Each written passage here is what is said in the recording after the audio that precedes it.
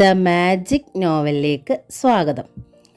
Kamala ഗോവിന്ദൻ്റെ അമ്മയ്ക്കായി part 1. അച്ഛ, gate കടന്ന് bike പോർച്ചിലേക്ക് സ്റ്റാൻഡിൽ വെച്ച് തിരിയുമ്പോൾ കൃഷ്ണനുണ്ണി മകളുടെ വിളി കേട്ട് മുഖമുയർത്തി നോക്കി. സന്ധ്യയ്ക്ക് ഉമ്മറത്ത് കത്തിച്ചു വെച്ച നെയ്വിളക്ക് പോലെ നിൽക്കുന്നു തുഷാര. +2 റിസൾട്ട് അറിഞ്ഞച്ചാ, തുഷാര ആഹ്ലാദത്തോടെ വിളിച്ചു പറഞ്ഞു. സൂര്യൻ അപ്പാടെ ഉദിക്കുന്ന പ്രകാശമുണ്ടായിരുന്നു കൃഷ്ണനുണ്ണിയുടെ മുഖത്തും. സിറ്റ് ഔട്ടിലേക്ക് കയറിയിട്ട് അയാൾ മകളുടെ കവിളത്ത് വാത്സല്യത്തോടെ മൃദുവായിട്ടൊന്ന് തട്ടിക്കൊണ്ട് പറഞ്ഞു, അച്ഛൻ്റെ തുമ്പിക്കുട്ടിക്ക് ഡിസ്റ്റിങ്ഷൻ ഉണ്ട്, 524 മാർക്ക്, ശരിയല്ലേ? അച്ഛൻ എങ്ങനെ അറിഞ്ഞു? തുഷാരയുടെ വിടർന്ന മിഴികളിൽ അമ്പരപ്പ് നിറഞ്ഞു. അച്ഛൻ ഇൻ്റർനെറ്റിൽ മോളുടെ നമ്പർ നോക്കി. കയ്യിലിരുന്ന ടെക്സ്റ്റൈൽ പാക്കറ്റ് നീട്ടിക്കൊണ്ട് കൃഷ്ണനുണ്ണി പറഞ്ഞു, 524 മാർക്ക് വാങ്ങിയതിന് തുമ്പിക്കുട്ടിക്ക് അച്ഛൻ്റെ സമ്മാനം. തുഷാര പാക്കറ്റ് വാങ്ങി അവിടെ വെച്ച് തന്നെ അഴിച്ചു. ഒരു ലാച്ച സെറ്റ്, ഒരു സാരി. ലാച്ചയുടേത് ക്രീം ജോർജറ്റിൻ്റെ സ്റ്റഫാണ്. അതിൽ റെയിൻബോ കളറുള്ള സ്വീക്കൻസും മുത്തുകളും കൊണ്ടുള്ള വർക്ക്. ലാച്ച സെറ്റ് അവൾ ചന്ദനത്തിൻ്റെ നിറമുള്ള തൻ്റെ ശരീരത്തോട് ചേർത്ത് വെച്ചു. ഇഷ്ടമായ മോളെ? വാത്സല്യത്തോടെ അയാൾ ചോദിച്ചു. ഒത്തിരി ഇഷ്ടമായച്ചാ, നല്ല കളർ, നല്ല ബീഡ്സ് വർക്ക്. ഇതിട്ടോണ്ടാ ഞാൻ മാർക്ക് ലിസ്റ്റ് വാങ്ങാൻ സ്കൂളിൽ പോകുന്നത്.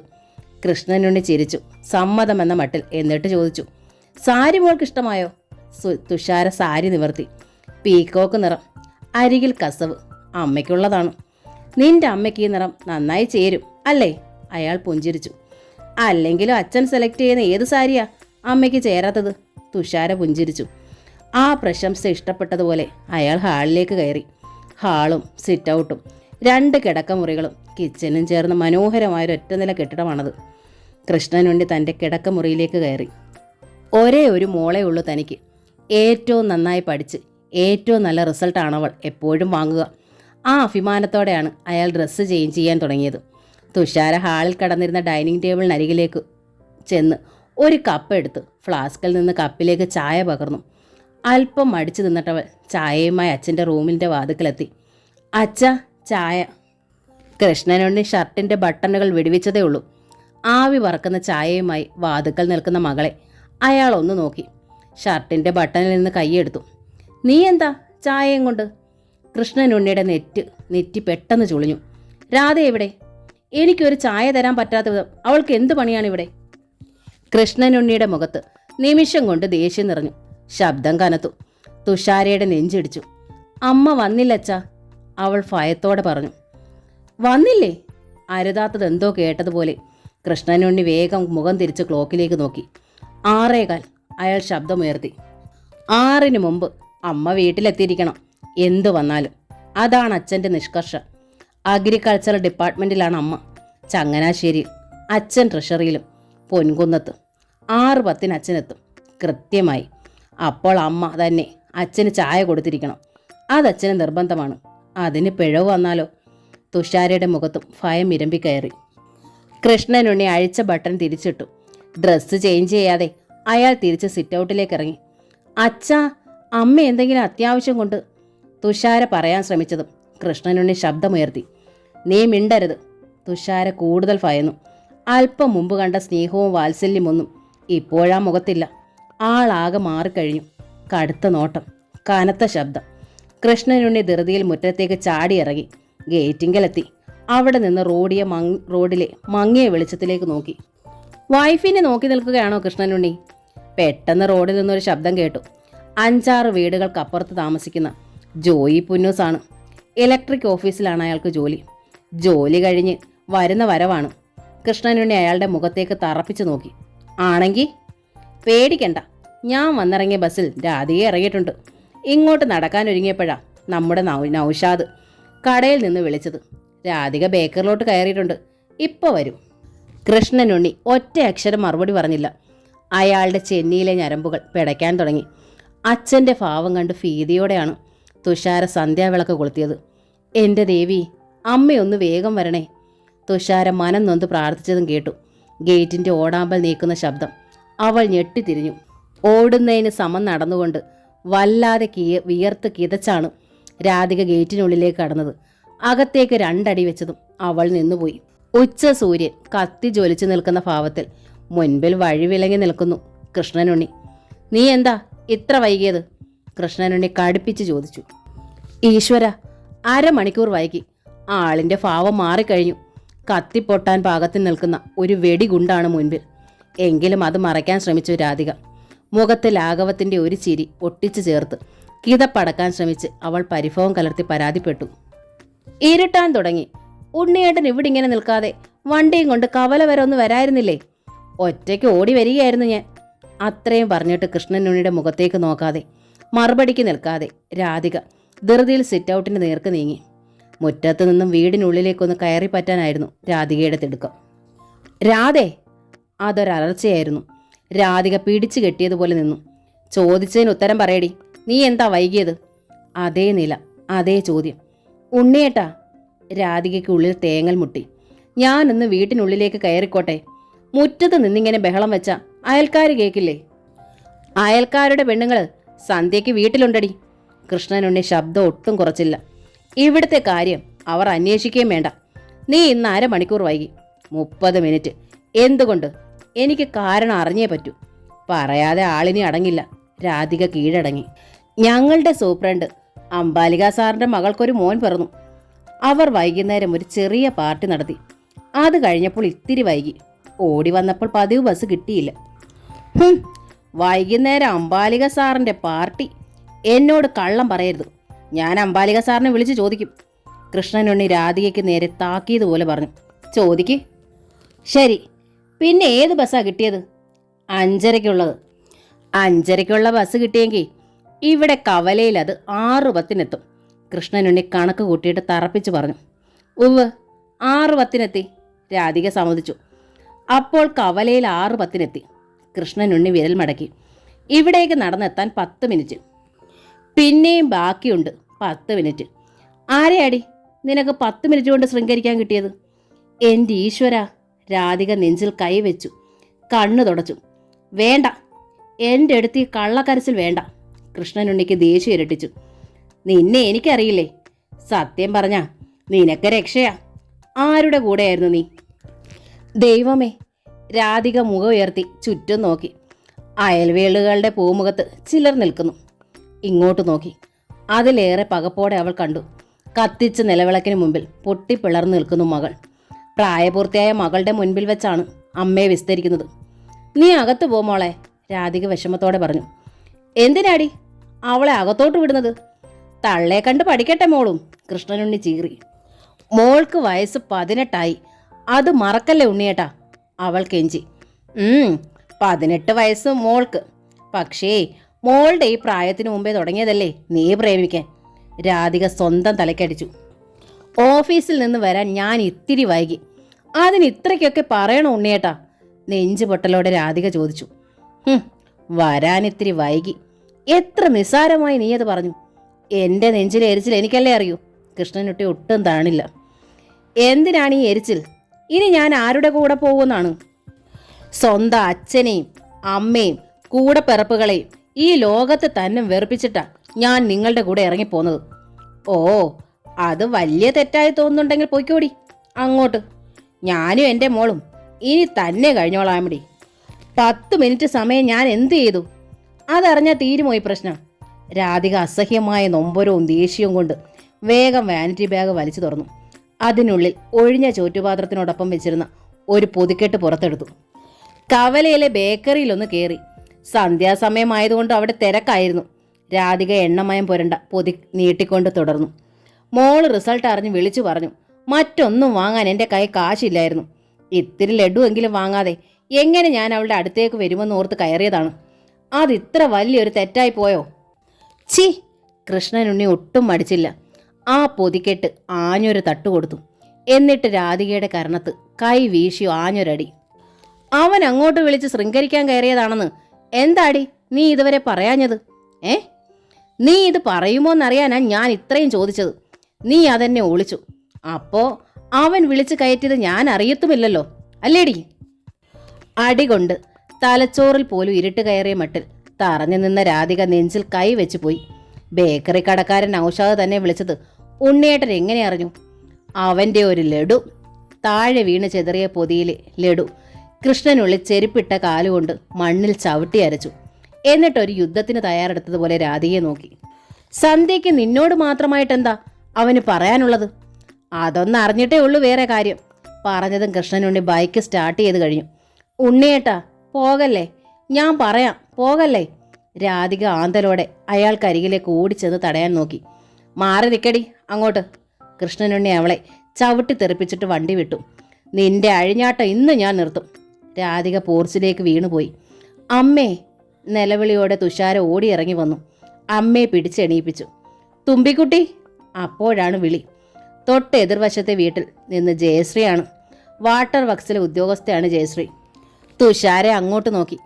എന്താ തുമ്പി ബഹളം? കുറച്ച് നേരമായല്ലോ കേൾക്കുന്നു. തുഷാര മിണ്ടിയില്ല. രാധിക ബഹളം കേട്ട് അങ്ങോട്ടൊന്ന് വരാമെന്ന് വെച്ചാൽ കൃഷ്ണനുണ്ണി സാർ കത്തിവേഷം കിട്ടും. അയൽവക്കത്തുള്ളവരൊക്കെ പുള്ളിക്കാരൻ്റെ ശത്രുക്കളാണല്ലോ, ജയശ്രീ പറഞ്ഞു. ആളിപ്പോൾ ഗേറ്റ് കടന്നുപോയത് കണ്ടാ ഒന്ന് വിളിച്ചന്വേഷിക്കാമെന്ന് വെച്ചത്. ഒന്നുമില്ല ജയേച്ചി. തുമ്പി ഒരു നുണ നിന്ന് നിൽപ്പിൽ തട്ടിക്കൂട്ടി. അമ്മ ഒരു സാധനം വാങ്ങാൻ മറന്നു, അതിൻ്റെ ബഹളമായിരുന്നു. അച്ഛൻ അത് വാങ്ങാനാ പോയത്. അങ്ങനെ ആയാൽ മതി, അവിശ്വസനീയതയോടെ ജയശ്രീ പറഞ്ഞു. എന്നിട്ട് പിൻവലിഞ്ഞു. തുഷാര അപമാനമേറ്റതുപോലെ രാധികയെ നോക്കി. രാധികയുടെ മുഖത്തപ്പോൾ അപമാനമോ വേദനയോ ആയിരുന്നില്ല, പകരം ഭീതിയായിരുന്നു. ഭീതിയോടെ അവൾ പറഞ്ഞു, മോളെ, ആ ബേക്കറിയിലേക്ക് അച്ഛൻ പോയത് തീർച്ചയാ അവിടെ ചെന്ന് എന്തൊക്കെയാണാവോ അവരോട് വിളിച്ചു കൂവാൻ പോണത്. എന്താമേ നമ്മുടെ അച്ഛൻ മാത്രം ഇങ്ങനെ? അസഹ്യതയോടെ തുഷാര അമ്മയുടെ മുഖത്തേക്ക് വീണ്ടും നോക്കി. അച്ഛൻ എന്താണ് ഇങ്ങനെ അമ്മയെ സംശയിക്കുന്നത്? അമ്മ എന്ത് തെറ്റ് ചെയ്തിട്ടാണ്? ഇന്നോളം അമ്മയുടെ ഭാഗത്ത് ഒരു തെറ്റും ഉള്ളതായി ഞാൻ കണ്ടിട്ടില്ല. പിന്നെ അച്ഛൻ എന്തിനാണിങ്ങനെ അമ്മയെ ഇത്രയേറെ ഉപദ്രവിക്കുന്നത്? എനിക്കറിയില്ല മോളെ. രാധിക വിങ്ങിപ്പൊട്ടി. സത്യത്തിൽ അമ്മ ഓഫീസിൽ നിന്ന് 10 മിനിറ്റ് വരാൻ വൈകി എന്നതിന് തന്നെയാണോ അമ്മേ അച്ഛൻ ഇങ്ങനെ തുള്ളി ഉറഞ്ഞത്? ആണോ അമ്മേ? രാധിക മകളുടെ മുഖത്തേക്ക് മിഴിച്ചു നോക്കി. ഇത്രയേറെ ഉപദ്രവിച്ചിട്ടും അമ്മയ്ക്ക് എങ്ങനെയാണമ്മേ അച്ഛനെ വീണ്ടും വീണ്ടും ഇത്രയേറെ സ്നേഹിക്കാൻ കഴിയുന്നത്?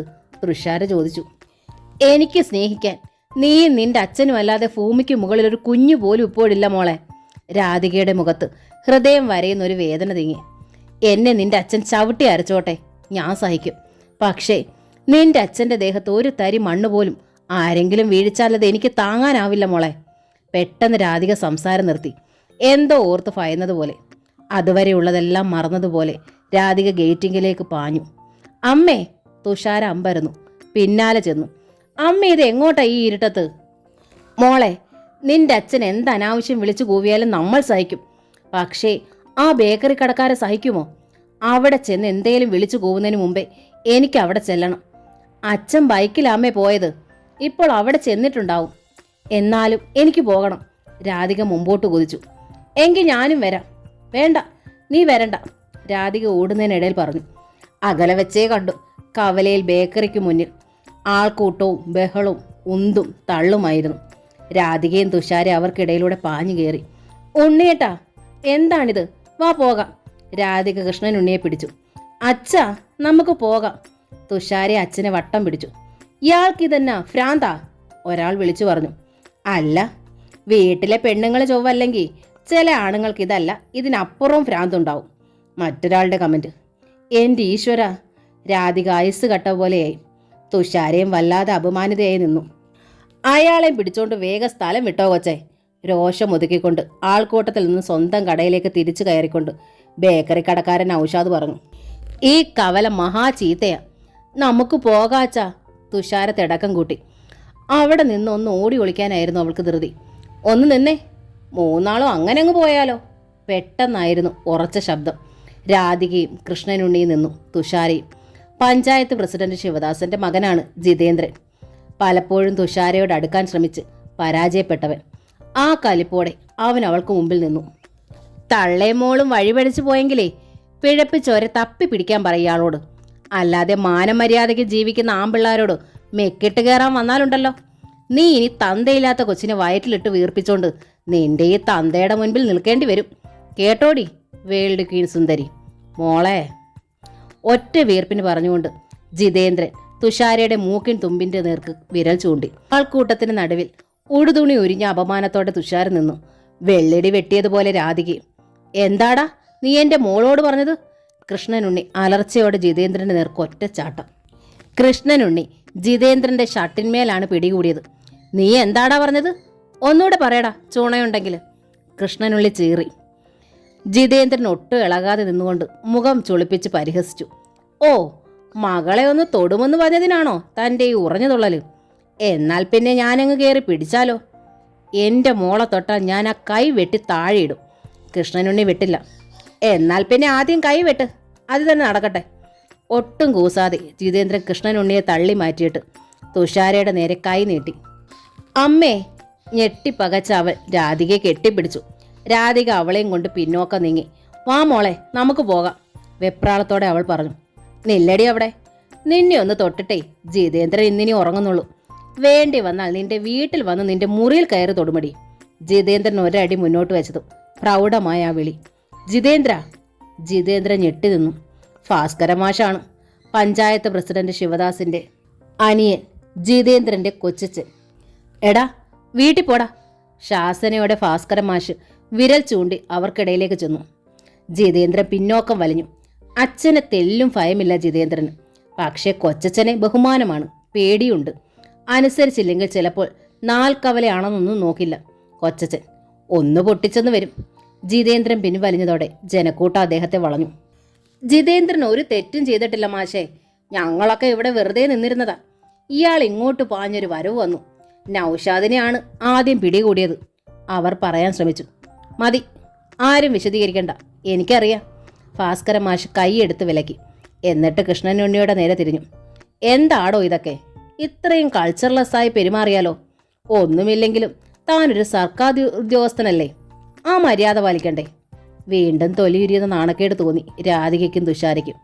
നടന്നതെന്താണെന്ന് മാഷിനറിയത്തില്ല. പ്രശ്നത്തിന്റെ ഗൗരവം എന്താണെന്ന് കൃഷ്ണനുണ്ണി ആവലാതിയോടെ പറയാൻ ശ്രമിച്ചു. എന്തോന്ന് ഗൗരവമാണോടോ? ഭാസ്കര മാഷ് ഇടയിൽ കയറി ഗൗരവത്തിൽ പറഞ്ഞു. സന്ധ്യയ്ക്ക് കവലയിൽ കിടന്നാണോടോ ബഹളം?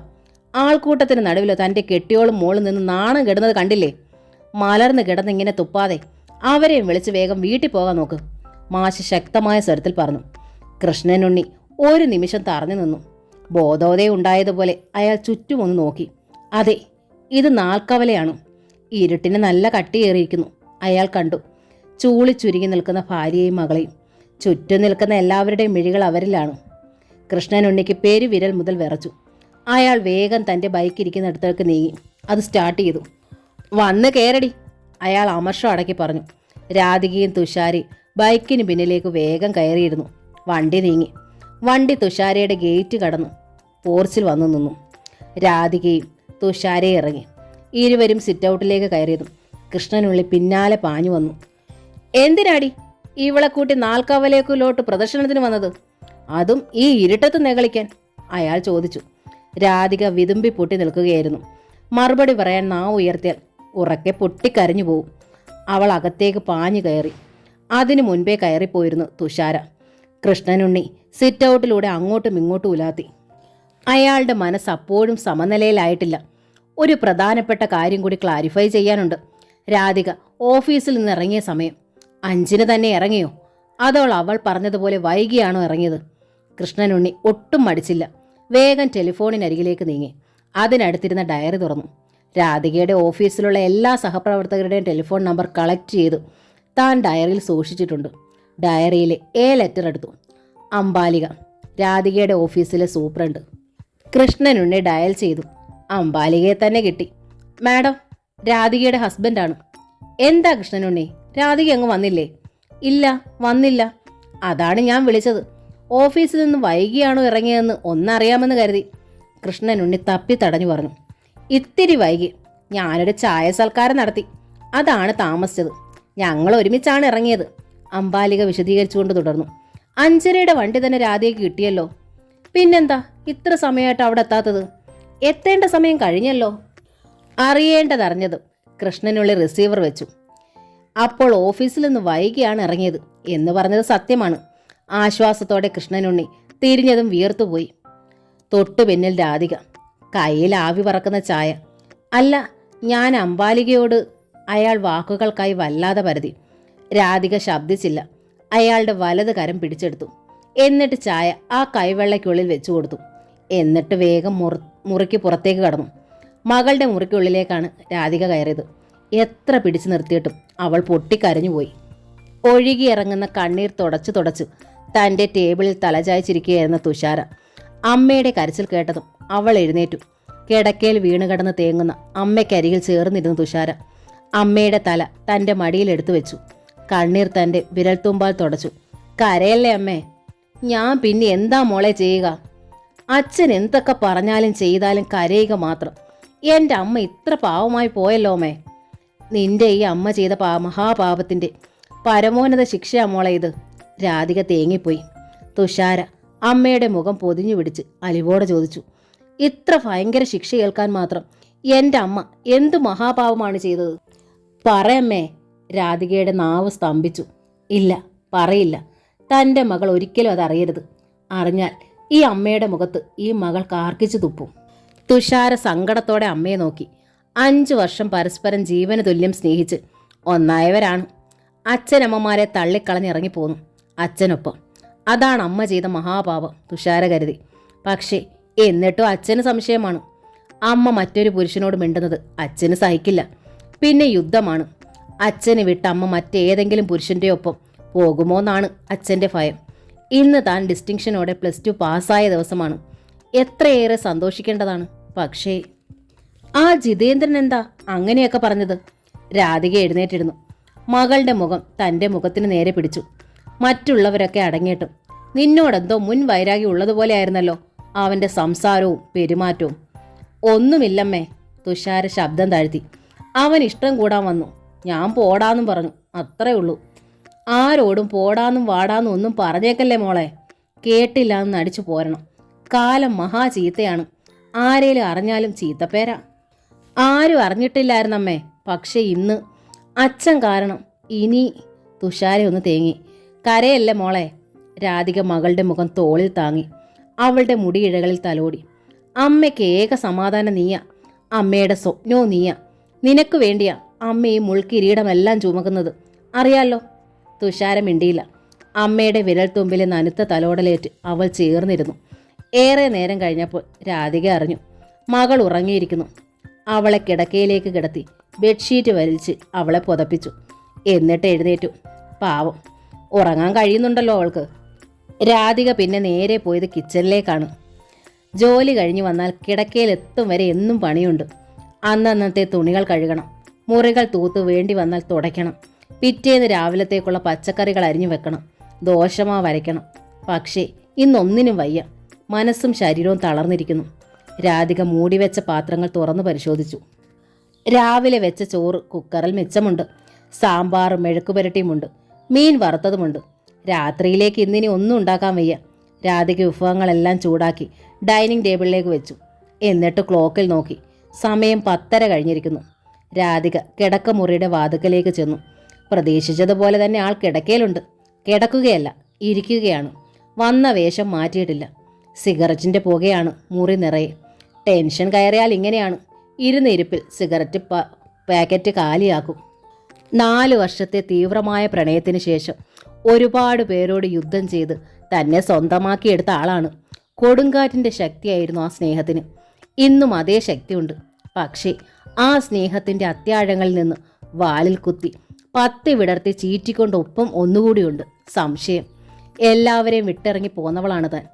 ഇനി ആ ആളിനെയും വിട്ട് താൻ മറ്റൊരാളിൻ്റെ ഒപ്പം പോകുമോ എന്ന്. രാധിക കൃഷ്ണനുണ്ണിയുടെ അരികിൽ ചേർന്നിരുന്നു. അയാളുടെ തോളിൽ കൈത്തലം വെച്ചു. മൃദുവായി വിളിച്ചു, ഉണ്ണിയേട്ടാ. അവളുടെ ആ സ്പർശനത്തിനും വിളിയൊച്ചയ്ക്കും കാത്തിരുന്നൊരു പൈതലിനെ പോലെയായിരുന്നു അയാൾ. അവളെ കെട്ടിപ്പുണർന്നു. എന്തായത് ഉണ്ണിയേട്ടാ?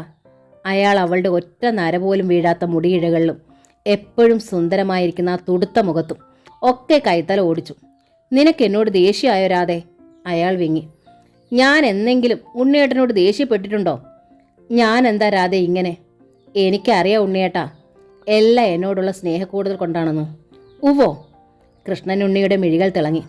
നീർ നിറഞ്ഞ ആ കണ്ണുകൾ അവളുടെ മിഴികളിൽ തറഞ്ഞു നിന്നു.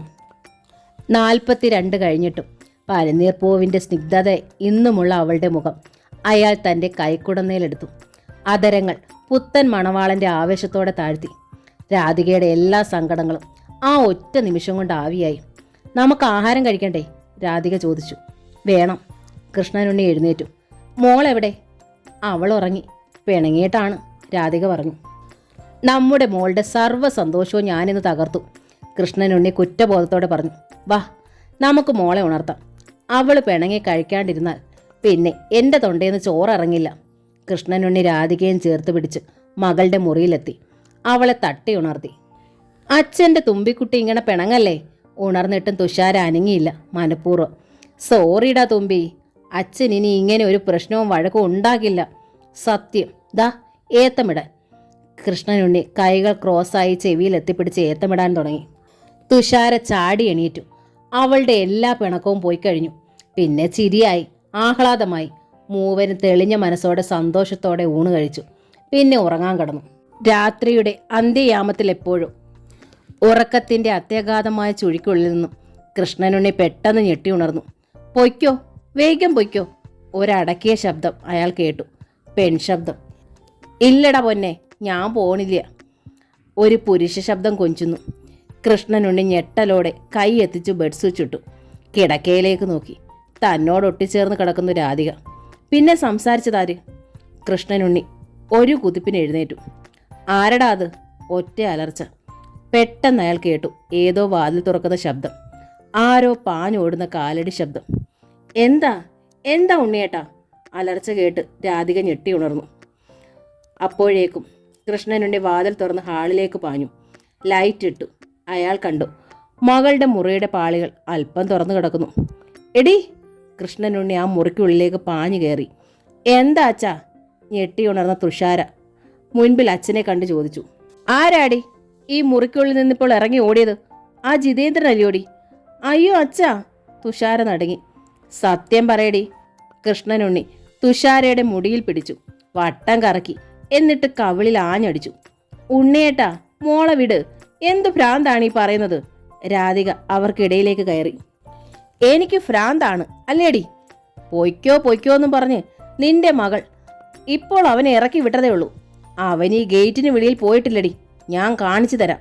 കൃഷ്ണനുണ്ണി തുഷാരയിൽ നിന്ന് പിടുത്തം വിട്ടു. പുറത്തെ ലൈറ്റ് ഇട്ടു. വാതിൽ തുറന്ന് വെളിയിലേക്ക് പാഞ്ഞു. നില്ലടാ അവിടെ. അയാൾ വീടിന് ചുറ്റും പാഞ്ഞു. അലർച്ചയും ബഹളവും കേട്ട് അയൽ വീടുകളിലെ ലൈറ്റ് തെളിഞ്ഞു. അവർ ഓടിയെത്തി. എന്താ കൃഷ്ണനുണ്ണി, എന്താ ബഹളം?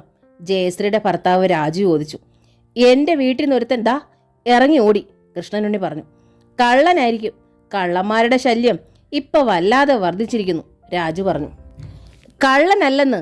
എൻ്റെ മോളുടെ മുറിയുന്ന ഇറങ്ങി ഓടിയത് ആ ജിതേന്ദ്രൻ. എൻ്റെ ഈശ്വര, തുമ്പിക്കെട്ടിയുടെ മുറിയുന്നോ? ആ ജിതേന്ദ്രനോ? നേരാണോ ഇത്? ജയശ്രീ അമ്പരന്നു നെഞ്ചിൽ കൈവച്ചു. ഉമ്മറത്ത് അത് കേട്ടിരുന്നിരുന്ന രാധികയ്ക്ക് തല കറങ്ങി. അവൻ പോയിട്ടില്ലെന്ന്. ഈ വളപ്പിനുള്ളിൽ തന്നെയുണ്ട്. അവനെ ഇന്ന് ഞാൻ കൈയോടെ പിടിക്കും. കൃഷ്ണനുണ്ണി ചെടികളുടെ തലപ്പുകൾ പിടിച്ച് ചായച്ച് നോക്കി തുടങ്ങി. ഇറങ്ങി വാടാ ചുണയുണ്ടെങ്കിൽ. അയ്യോ എൻ്റെ പൊന്നു മോളെ! പെട്ടെന്നായിരുന്നു വീടിനുള്ളിൽ രാധികയുടെ നിലവിളി. എല്ലാവരും അങ്ങോട്ട് പാഞ്ഞു. അടഞ്ഞു കിടന്നിരുന്ന തുഷാരയുടെ മുറിയുടെ വാതിൽ അകത്തു നിന്നും കുറ്റിയിട്ടിരിക്കുന്ന വാതിലിനടിയിലെ ഹാളിൽ ടൈലിട്ട തറയിലേക്ക് ഒരു ചുവന്ന കൊച്ചരുവി ഒഴുകി വരുന്നു. ചോര. മോളെ! എല്ലാവരും കൂടി വാതിൽ വെട്ടിപ്പൊളിച്ച് അകത്ത് കയറിയതും രാധിക മകളെ വാരിയെടുത്ത് നെഞ്ചിൽ ചേർത്തു. തളർന്ന് കുഴഞ്ഞ് താഴെ വീണ് കിടക്കുകയായിരുന്നു തുഷാര. ഇടത് കൈപ്പത്തിക്ക് മുകളിൽ പിളവാർന്ന മുറിവായിൽ നിന്ന് അപ്പോഴും ചോര ചീറ്റുന്നു.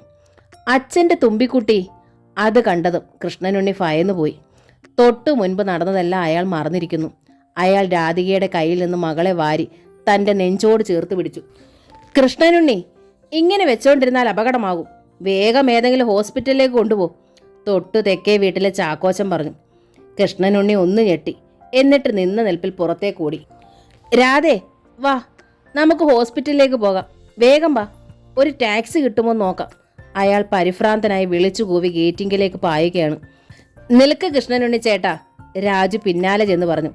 ഈ സ്ഥിതിയിൽ തുമ്പിയും കൊണ്ട് നിങ്ങൾ ടാക്സിക്ക് കാത്തു നിൽക്കണ്ട, ഞാൻ എൻ്റെ കാർ ഇറക്കാം. കൃഷ്ണനുണ്ണിയുടെ മറുപടിക്ക് കാക്കാതെ രാജു തൻ്റെ വീട്ടിലേക്ക് ഓടിക്കയറി. ഒന്നിനും കെൽപ്പില്ലാത്തതുപോലെ രാധിക വിങ്ങിക്കരഞ്ഞു. തുമ്പിയെ തലോടിയും തളർന്നു നിന്നു. ചോര വല്ലാതെ പോകുന്നുണ്ടല്ലോ. തുമ്പിയുടെ കൈത്തണ്ടയിൽ നിന്ന് ചോര ഇറ്റ് വീഴുന്നത് കണ്ട് ജയശ്രീ ഒരു തോർത്ത് തപ്പിയെടുത്തോണ്ട് വന്ന് തുഷാരയുടെ കൈത്തണ്ടയിലെ മുറിവിൽ ചുറ്റിക്കെട്ടി. അപ്പോഴേക്കും രാജു കാർ ഇറക്കി നിർത്തിക്കഴിഞ്ഞു. കൃഷ്ണനുണ്ണി ഒന്നും ആലോചിച്ചില്ല. അതിനുള്ളിലേക്ക് മകളെയും കൊണ്ട് കയറിയിരുന്നു. അവർക്കരികിലേക്ക് രാധികയും ഞെരുങ്ങി കയറിയിരുന്നു. മാരുതി 1000 ആണ്, ചെറിയ കാർ. മുൻ സീറ്റിലേക്ക് ജയശ്രീ കൂടി കയറിയിരുന്നതോടെ പിന്നെ ഇടമില്ലാതായി. ചാക്കോ ചേട്ടാ, ഞങ്ങൾ പോയിട്ട് വേഗം വരാം, ജയശ്രീ പറഞ്ഞു. ശരി, എന്തേലും ആവശ്യം വന്നാൽ വിളിക്കണേ, ഞങ്ങൾക്കിനി വിവരം അറിയാണ്ട് ഉറക്കമില്ല, ചാക്കോ പറഞ്ഞു. വണ്ടി വിട്, കൃഷ്ണനുണ്ണി അക്ഷമയോടെ പറഞ്ഞു. രാജു ആക്സിലറേറ്റർ കാലമർത്തി വണ്ടി നീങ്ങി. എന്നാലും ഒരുത്തനെ പിടിച്ച് മുറിക്കകത്ത് കയറ്റുക കൊള്ളാലോ. ആ തുമ്പിപ്പെണ്ണിന് ഇത്രയ്ക്ക് ധൈര്യമോ? ചാക്കോയുടെ ഭാര്യ മുഖത്ത് വിരൽ വെച്ചു. പഞ്ചപാവമല്ലായിരുന്നു ആ കൊച്ച്? പഞ്ചപാവം, അതാണ് രണ്ടിനെയും കയ്യോടെ തന്ത പൊക്കിയത്, ചാക്കോ പറഞ്ഞു. എന്നാലും ആ മറ്റത്തറയിലെ ചെറുക്കൻ ഇത്തരക്കാരനായിരുന്നോ? പ്രസിഡന്റിന്റെ പേര് നാറ്റിക്കുമല്ലോ അവൻ. എന്തോ പ്രശ്നം അവർ തമ്മിലുണ്ട് ചാക്കോ ചേട്ടാ, ചാക്കോയുടെ അപ്പുറത്ത് താമസിച്ചിരുന്ന സെബാസ്റ്റ്യൻ പറഞ്ഞു. സന്ധ്യയ്ക്ക് കവലയിൽ വെച്ച് ഇതേ ചൊല്ലി വഴക്കുണ്ടായി. ഉന്തും തള്ളും വരെ നടന്നു. തുഷാരയുടെ മുറിയിൽ കയറുമെന്ന് ജിതേന്ദ്രൻ എല്ലാവരും കേൾക്കെ വെല്ലുവിളിച്ചതാ. അപ്പോ പെണ്ണും ചെറുക്കനും തമ്മിൽ കാര്യമായ ഇടപാടുണ്ടെന്ന് സാരം, ലില്ലി പറഞ്ഞു. ലില്ലിയുടെ അഭിപ്രായമായിരുന്നു മറ്റുള്ളവർക്കും. രാജു ഒരു മെഡിക്കൽ റെപ്രസെൻറ്റേറ്റീവാണ്, അതുകൊണ്ട് മിക്ക ഡോക്ടർമാരെയും പരിചയമുണ്ട്. എന്നാലും കൂടുതൽ അടുപ്പവും സ്വാതന്ത്ര്യവുമുള്ള ഡോക്ടർ ജയകുമാറിൻ്റെ ശ്രീലക്ഷ്മി ഹോസ്പിറ്റലിലേക്കാണ് രാജു വണ്ടി വിട്ടത്. സൂയിസൈഡ് അറ്റംപ്റ്റ് അല്ലേ, പരിചയമില്ലാത്ത ഹോസ്പിറ്റലിൽ കൊണ്ടുചെന്നാൽ അത് പ്രശ്നമാവും. ചോര പുരണ്ട വസ്ത്രങ്ങളുമായി ബോധമറ്റ് കാഷ്വാലിറ്റിയുടെ ടേബിളിന് മുമ്പിൽ കിടത്തിയിരുന്ന തുഷാരെ ഡോക്ടർ ജയകുമാർ വന്ന് പരിശോധിച്ചു. എങ്ങനെയാണിത് സംഭവിച്ചത്? ഡോക്ടർ ജയകുമാർ കൃഷ്ണനുണ്ണിയുടെ മുഖത്തേക്ക് നോക്കി. കൃഷ്ണനുണ്ണിയും രാധികയും ജീവച്ചവം പോലെ നിൽക്കുകയാണ്. Doctor, 1 minute please. രാജു അദ്ദേഹത്തെ പുറത്തേക്ക് ക്ഷണിച്ചു മാറ്റി നിർത്തി. 45-ലെത്തിയ സുമുഖനാണ് ഡോക്ടർ ജയകുമാർ. ഡോക്ടർ, പെൺകൊച്ചിന് ആരാണ്ടുമായി അടുപ്പമുണ്ടായിരുന്നു. രാത്രിയിൽ അവനെ ഇവളുടെ മുറിയിൽ നിന്ന് തന്ത പിടികൂടി. പെണ്ണ് കയറി അബദ്ധം ചെയ്തു. ചാകാൻ തന്നെ ആയിരുന്നു, ചത്തില്ല, രാജു വിശദീകരിച്ചു. ഡോക്ടർ ജയകുമാറിന്റെ നെറ്റിയിൽ വരകൾ വീണു. ഡോക്ടർ മനസ്സ് വെക്കണം, രക്ഷിക്കണം. എൻ്റെ സ്വന്തം ആൾക്കാരാണെന്ന് കരുതണം. പോലീസിൽ അറിയിച്ചാൽ നാറ്റക്കേസാവും. ഒറ്റ പെൺകുട്ടിയല്ലേ, അതിൻ്റെ ഭാവി നശിക്കരുതല്ലോ. ഡോക്ടറുടെ നെറ്റിയിൽ കൂടുതൽ ചുളിവുകൾ വീണു. തന്തേം തള്ളേ സർക്കാർ ഉദ്യോഗസ്ഥരാ, ഞാൻ വേണ്ടത് ചെയ്യിക്കാം. ഡോക്ടർ ഞങ്ങളെ കൈയൊഴിയരുത്. ശരി, ഞാനൊന്ന് നോക്കട്ടെ, ഡോക്ടർ പറഞ്ഞു. എൻ്റെ കൈക്കുള്ളിൽ നിൽക്കുമെങ്കിൽ സേഫ്, അതല്ല ആ സ്റ്റേജ് കഴിഞ്ഞിട്ടുണ്ടെങ്കിൽ റിസ്ക് എടുക്കാൻ ഞാനില്ല, പിന്നെ അത് പ്രോബ്ലം ആകും. ശരി, രാജു സമ്മതിച്ചു. ഡോക്ടർ ജയകുമാർ തിരികെ വന്ന് തുഷാരെ വീണ്ടും പരിശോധിച്ചു. പിച്ചിപ്പൂവ് നുള്ളിയിട്ടതുപോലൊരു പെൺകുട്ടി. Take her into the theatre immediately, doctor duty സിസ്റ്ററോട് ഗൗരവത്തിൽ പറഞ്ഞു. നിമിഷത്തിനുള്ളിൽ ഓപ്പറേഷൻ തിയേറ്റർ റെഡി. രാജു കൃഷ്ണനുണ്ണിയെ വരാന്തയിലേക്ക് മാറ്റി നിർത്തി. എന്നിട്ട് ശബ്ദം താഴ്ത്തി പറഞ്ഞു. ഡോക്ടറോട് ഞാൻ എല്ലാം പറഞ്ഞു. ഡോക്ടർ ഏറ്റിട്ടുണ്ട്. പോലീസ് കേസ് ആവില്ല, പത്രത്തിലും വരില്ല. രണ്ടും അദ്ദേഹം ഏറ്റിട്ടുണ്ട്. പക്ഷേ കുറേ പണച്ചെലവുണ്ട്. പണച്ചെലവോ? എത്ര? കൃഷ്ണനുണ്ണി നെറ്റി ചൊളിച്ചു. നാറ്റ കേസാ, ഒതുക്കാൻ 2 ലക്ഷം കൊടുത്താലും പോരാ. പക്ഷേ തൽക്കാലം 1 ലക്ഷമെങ്കിലും കൊടുക്കണം, അല്ലാതെ പറ്റില്ല. 1 ലക്ഷമോ? കൃഷ്ണനുണ്ണിയുടെ കണ്ണുകൾ തുറിച്ചുന്തി. നുള്ളി നുറുക്കി മാസ ബഡ്ജറ്റിൽ നിന്ന് അത്യാവശ്യമില്ലാത്തതെല്ലാം വെട്ടിച്ചുരുക്കി. സ്വരുക്കൂട്ടി കുറേ പണം ബാങ്കിലിട്ടിട്ടുണ്ട്. തുമ്പിയുടെ ഉപരിപഠനം മുതൽ അവളുടെ വിവാഹം വരെയാണ് ലക്ഷ്യം. എത്ര ശ്രമിച്ചിട്ടും 1.5 ലക്ഷം പോലും ആയിട്ടില്ല. അതിൽ നിന്ന് 1 ലക്ഷം എടുത്താൽ? കൃഷ്ണനുണ്ണി ഒന്നു പരിങ്ങി. കാശില്ലേ? പിന്നെ വല്ല സർക്കാർ ആശുപത്രിയിലോട്ട് കൊണ്ടുപോകാം, അവർ കേസെടുക്കട്ടെ. കൃഷ്ണനുണ്ണിയുടെ ഭാവം കണ്ടതും ഈർഷ്യയോടെ രാജു പറഞ്ഞു. വേണ്ട വേണ്ട, കേസെടുത്താൽ പിന്നെ എൻ്റെ കുഞ്ഞിൻ്റെ ഭാവി എന്താ? അവളേക്കാൾ വലുതല്ലല്ലോ പണം. നാളെ കൊടുത്താൽ പോരെ? കൃഷ്ണനുണ്ണി തിടുക്കത്തിൽ ചോദിച്ചു. മതി, രാജു പറഞ്ഞു. ഓപ്പറേഷൻ തിയേറ്ററിൽ നിന്ന് തുഷാരെ റൂമിലേക്ക് മാറ്റി. Room number 204. ബെഡിൻ്റെ സൈഡിൽ വെച്ചിരിക്കുന്ന സ്റ്റാൻഡിൽ ട്രിപ്പ് ബോട്ടിലും ബ്ലഡ് ബോട്ടിലും തൂങ്ങിക്കിടന്നു. 2ൽ നിന്ന് നീഡിൽ വഴി തുഷാരയുടെ നരമ്പിലേക്ക് ട്രിപ്പും ബ്ലഡും മെല്ലെ മെല്ലെ കയറുന്നു. ഇനി ഭയപ്പെടാനൊന്നുമില്ല, ഡോക്ടർ ജയകുമാർ പറഞ്ഞു. ബോധം വീഴാൻ ഇത്തിരി വൈകും, ഉച്ചയോടടുക്കും. ബോധം വീണിട്ട് നോക്കട്ടെ, മറ്റു പ്രോബ്ലം ഒന്നും ഇല്ലെങ്കിൽ അപ്പം തന്നെ വിട്ടേക്കാം, ഓക്കെ? കൃഷ്ണനുണ്ണി തലയാട്ടി. രാധികയെ സാന്ത്വനിപ്പിച്ചുകൊണ്ട് അരികിൽ തന്നെ ഉണ്ടായിരുന്നു അപ്പോഴും ജയശ്രീ. ഡോക്ടർ പോയതോടെ അവൾ പറഞ്ഞു. ഇനി ഞങ്ങളും പോവുക രാധികെ, വീട്ടിൽ കുട്ടികൾ തനിച്ചല്ലേ ഉള്ളൂ. ശരി, രാധിക മെല്ലെ പറഞ്ഞു. എന്താവശ്യം ഉണ്ടെങ്കിലും വിളിക്കണേ കൃഷ്ണനുണ്ണി ചേട്ടാ, രാജു ഇറങ്ങുമ്പോഴും പറഞ്ഞു. 40-ൽ താഴെയുള്ളൂ രാജുവിനും ജയശ്രീക്കും പ്രായം. 2 മക്കളാണ് അവർക്ക്, ഗീതയും അനിലും. 6-ലും 9-ലും പഠിക്കുന്നു. ആർക്കും എന്ത് സഹായവും ചെയ്യാൻ ജയശ്രീയും രാജുവും മുൻപിലുണ്ട്. ഒറ്റ കുഴപ്പമേ ഉള്ളൂ, എന്ത് ചെയ്താലും അത് 4 ആൾ അറിഞ്ഞിരിക്കണം, അത്രമാത്രം. ഇന്നലെ രാത്രിയിലുണ്ടായ സംഭവം അത്രയും. നാട്ടിൽ പാട്ടാകാൻ ഇനി പ്രത്യേകിച്ച് സംവിധാനമൊന്നും വേണ്ട. രാധികയ്ക്കും അതറിയാം. സങ്കടത്തോടെ അവൾ മകളുടെ അരികിലിരുന്നു. അവൾ കീറി മുറിച്ച കൈത്തണ്ടയിൽ മെല്ലെ മെല്ലെ തഴുകിക്കൊണ്ട് ഒരേ ഇരിപ്പ്. കൃഷ്ണനുണ്ണി വാതിൽമേൽ ചാരി കുറേ സമയം നിന്നു. അടഞ്ഞ മെഴികളുമായി തളർന്നു കിടക്കുകയായിരുന്നു മകൾ. കൃഷ്ണനുണ്ണി നെഞ്ച് നീറുന്ന നൊമ്പരവുമായി മെല്ലെ അങ്ങോട്ട് ചെന്നു. ആ ബെഡിനരികിൽ നിന്നു. രാധേ. അയാൾ രാധികയുടെ തോളത്ത് തൻ്റെ വിറയാർന്ന കൈത്തലം വെച്ചു. തുടരുതന്നെ. രാധിക കൈ തട്ടി മാറ്റിക്കൊണ്ട് ചാടി എണീറ്റു. തുടരുതെന്നോ? കൃഷ്ണനുണ്ണി ഞെട്ടി പിന്നോട്ട് മാറി. കണ്ടോ, ഇത് കണ്ടോ, നമ്മുടെ മോളായി കിടക്കുന്നത്. രാധികയുടെ സങ്കടം കണ്ണീരായി കാട്ടാറായി കുതിച്ചു. ഒരു നിമിഷം തെറ്റിയിരുന്നെങ്കിലോ? ആ ചോര പുറത്ത് കണ്ടില്ലായിരുന്നെങ്കിലോ? പറയ്, വെളുക്കുമ്പോൾ നമ്മളുടെ മോട ശവം. കൃഷ്ണനുണ്ണി വിറങ്ങലിച്ചു. എന്നെ സംശയമാണ്, എൻ്റെ തെറ്റ്. ഞാൻ മഹാപാപം ചെയ്തു, സമ്മതിക്കുന്നു. എന്നെ എന്ത് വേണേ പറഞ്ഞു, എത്ര വേണേ ചവിട്ടിക്കോ, ഒക്കെ സഹിക്കാൻ ഞാൻ. പക്ഷെ നമ്മുടെ മോള് ഒരു തെറ്റും ചെയ്തിട്ടില്ല. എനിക്കറിയാം. അവളെ വെറുതെ വിട്ടുകൂടായിരുന്നോ നിങ്ങൾക്ക്? കൃഷ്ണനുണ്ണിയുടെ നെഞ്ച് കലങ്ങി. അയാളുടെ കണ്ണുകളിൽ ചോര തിങ്ങി. അപ്പോ തെറ്റ് കണ്ടാലും ഞാൻ മിണ്ടരുതെന്നാണോ? അയാൾ ചോദിച്ചു. എന്ത് തെറ്റ് കണ്ടെന്നാണ്?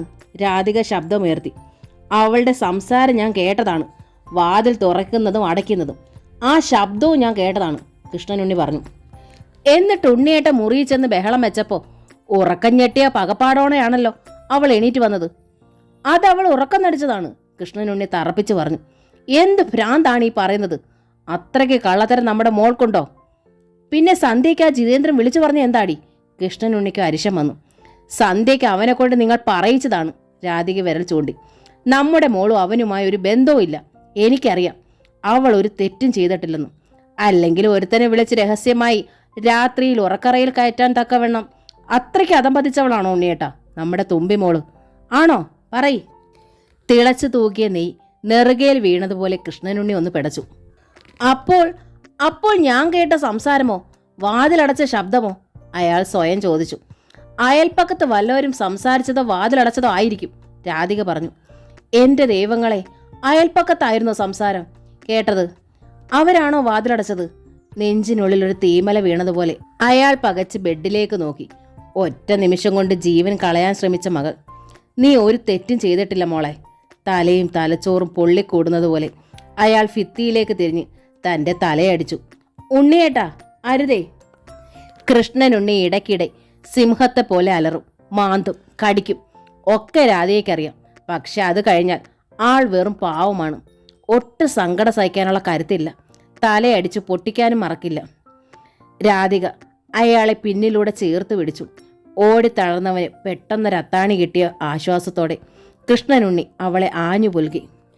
നമ്മുടെ മോളൂനെ ഇല്ലാതാക്കിയിട്ട് നമ്മൾ പിന്നെന്തിനാ രാധേ ഈ ഭൂമിയിൽ ജീവിച്ചിരിക്കുന്നത്? അയാൾ വിങ്ങി വിതുമ്പി. നമ്മുടെ മോൾക്ക് അതിനൊന്നും പറ്റിയില്ലല്ലോ, രാധിക പറഞ്ഞു. തക്ക സമയത്ത് ആ രാജുവും ജയശ്രീയും കാറുമായി വന്നു. ദാ ഇപ്പോഴല്ലേ അവർ പോയത്. കൃഷ്ണനുണ്ണി മിണ്ടിയില്ല. അയൽക്കാരെയൊക്കെ ശത്രുക്കളായിട്ടാ ഉണ്ണിയേട്ടൻ കാണുന്നത്. ഒരു വീട്ടിലും പോകില്ല. ഒരാവശ്യം വന്നാൽ പോലും ഒരാൾ നമ്മുടെ വീട്ടിലേക്ക് വരുന്നതും ഇഷ്ടമല്ല. അതെല്ലാവർക്കും അറിയാം, രാധിക തുടർന്നു. എന്നിട്ടും കണ്ടോ, ഒരാവശ്യം വന്നപ്പോൾ എല്ലാവരും ഓടി വന്നത് സഹായിച്ചത്. അതാണ് മനുഷ്യത്വം. ഞാനപ്പോൾ മനുഷ്യത്വം ഇല്ലാത്തവനാണല്ലേ? കൃഷ്ണനുണ്ണി ചോദിച്ചു. തെറ്റി, രാധിക മനസ്സാ ശവിച്ചു. പിന്നെ അയാളുടെ അരികിൽ നിന്ന് മകളുടെ ബെഡിനരികിലേക്ക് തന്നെ നീങ്ങി. 9 മണിയോടെ ജിതേന്ദ്രൻ മാന്താടി കവലയിലെത്തി. കവലയിൽ നൌഷാദിന്റെ ജാസ്മിൻ ബേക്കറിക്ക് തൊട്ടപ്പുറത്താണ് ജിതേന്ദ്രന്റെ മറ്റത്തറ മെഡിക്കൽ ഷോപ്പ്. അച്ഛൻ ശിവദാസൻ മറ്റത്തറ നടത്തിയിരുന്ന ഷോപ്പാണത്. ശിവദാസൻ പഞ്ചായത്ത് പ്രസിഡന്റ് ആയതോടെ തിരക്കായി. മാത്രമല്ല, പോസ്റ്റ് ഗ്രാജുവേഷൻ കഴിഞ്ഞ് പണിയില്ലാതെ ജിതേന്ദ്രൻ കൂട്ടം കൂടി ഉഴപ്പാൻ തുടങ്ങിയതോടെ ശിവദാസൻ കടയുടെ ചുമതല മൊത്തം മകനെ ഏൽപ്പിക്കുകയായിരുന്നു. അച്ഛൻ്റെ കൂടെ ഇടയ്ക്കിടെ ചെറുപ്പം മുതൽ കടയിൽ നിന്നിരുന്നത് കൊണ്ട് ജിതേന്ദ്രന് കട നടത്തുന്നതിന് ഒട്ടും ബുദ്ധിമുട്ടുണ്ടായില്ല എന്ന് തന്നെയല്ല, അത് കൂടുതൽ പുരോഗമിക്കുന്നുമുണ്ട്. കടയ്ക്ക് മുമ്പിലെത്തി ആകെയൊന്ന് നോക്കിയിട്ട് കീ എടുത്ത് ജിതേന്ദ്രൻ കട തുറക്കാൻ ഒരുങ്ങുമ്പോഴാണ് വിളി. എടാ, മറ്റത്തറേ. ജിതേന്ദ്രൻ മുഖം ഉയർത്തി നോക്കി. ബേക്കറി കടയിൽ നിന്ന് പുറത്തേക്ക് ഇറങ്ങി നിൽക്കുന്നു നൗഷാദ്. എന്തായിക്കാ? ജിതേന്ദ്രൻ ചോദിച്ചു. നീ ഇന്നലെ വിളിച്ചെങ്കിലും ഞാൻ ഇത്രയ്ക്കങ്ങ് കരുതിയില്ലടാ മോനെ, നൗഷാദ് ഊറിയ ചിരിയോടെ പറഞ്ഞു. പക്ഷേങ്കിൽ നീ രാത്രി തന്നെ പണി പറ്റിച്ചല്ലോ. എന്താണിക്കാ, എന്താണ് ഈ പറയുന്നത്? ഇന്നലെ നീ ആ തുഷാരപ്പെണ്ണിന്റെ മുറിയിൽ രാത്രി ചെന്നു കയറിയില്ലേ? നൗഷാദ് കുറ്റപ്പെടുത്തി. ആ പെണ്ണ് ചാകാൻ വേണ്ടി ഞരമ്പ് മുറിച്ച് ഇപ്പം ശ്രീലക്ഷ്മി ഹോസ്പിറ്റലിലാ. ഇക്ക എന്താണ് ഈ പറയുന്നത്? സത്യ? ജിതേന്ദ്രൻ കണ്ണു മിഴിച്ചു. സത്യ ജിതേന്ദ്ര, ഇന്നലെ രാത്രിയിൽ നടന്ന കാര്യമാണ്. രാത്രിയിൽ തുഷാരയുടെ വീട്ടിൽ നടന്ന അത്രയും നൗഷാദ് വിവരിച്ചു. ഇതിനി അറിയാൻ ഈ മാന്താടിക്കരയിൽ നീ മാത്രമേ ഉള്ളടാ ജിതേന്ദ്ര. ജിതേന്ദ്രൻ വെട്ടി വിയർത്തു നിന്നുപോയി. ഇക്ക, സത്യമായിട്ട് ഞാനല്ല. ഞാൻ ഇന്നലെ വീട്ടിൽ നിന്ന് എങ്ങും പോയിട്ടില്ല. അയാൾ ഇന്നലെ വന്ന് ഇക്കയുടെ കടയിൽ കയറി ബഹളം വെച്ചപ്പോൾ വാക്കേറ്റത്തിന് ഞാൻ ചുമ്മാ വിളിച്ചു പറഞ്ഞതാണ് എന്ന് കരുതി ഞാൻ അങ്ങനെ ചെയ്യുമോ? അപ്പോൾ നീയല്ലേ? അല്ലിക്ക, സത്യം. ഇക്കയ്ക്ക് എന്നെ വിശ്വാസമില്ലേ? ജിതേന്ദ്രന് സങ്കടം വന്നു, അഭിമാനക്ഷതവും. എങ്കിൽ പിന്നെ ആരാടാ രാത്രിയിൽ അവളുടെ മുറിയിൽ കയറിയത്? നൗഷാദ് ചോദിച്ചു. ജിതേന്ദ്രൻ സ്തംഭിച്ച് നിന്നുപോയി. രാത്രിയിൽ അവളുടെ മുറിയിൽ മറ്റൊരാൾ. നെഞ്ചു തിരുമിപ്പോയി ജിതേന്ദ്രൻ. തുമ്പപ്പൂ പോലുള്ള മുഖം, ഭൂമിക്ക് നോവാതെയുള്ള നടത്തം, ആരോ നോവിക്കുന്നത് പോലെയുള്ള നോട്ടം. ഒരുപാട് ആഗ്രഹിച്ച മനസ്സാ അവളെ. മനസ്സൊന്ന് തുറക്കാൻ ഒരുപാട് ശ്രമിച്ചു. പോടാ. ഒട്ടും പ്രതീക്ഷിക്കാത്തതായിരുന്നു അവളുടെ പ്രതികരണം. മനസ്സ് കല്ലിച്ചുപോയി. അതുകൊണ്ടാണ് ഇന്നലെ അങ്ങനെയൊക്കെ വിളിച്ചു കൂവിയത്. പക്ഷേ അവൾക്ക് മറ്റൊരാളുണ്ടായിരുന്നു. അതാണ് തന്നോട് പോടാന്ന് പറഞ്ഞത്. എങ്കിൽ തന്നേക്കാൾ കേമനായ അവൻ ആര്? അതൊന്നും അറിഞ്ഞിട്ടല്ലേ ഉള്ളൂ. ജിതേന്ദ്രൻ കട തുറന്നില്ല. പൂട്ടിയ കടയ്ക്ക് മുമ്പിൽ വെച്ചിരുന്ന ബുള്ളറ്റിന്റെ മുകളിലേക്ക് ചാടിക്കയറി. ആ ബുള്ളറ്റ് റോക്കറ്റ് പോലെ പായുന്നത് നൗഷാദ് കണ്ടു. ആ മുഖവും നെറ്റിയും ചുളിഞ്ഞു. അമ്മയ്ക്കായി എന്ന നോവലിൻ്റെ ഈ ഭാഗം ഇവിടെ പൂർണ്ണമാവുകയാണ്. ഈ നോവൽ നിങ്ങൾക്ക് ഇഷ്ടമായെങ്കിൽ പ്ലീസ് ഒന്ന് സബ്സ്ക്രൈബ് ചെയ്യണേ. Thank you.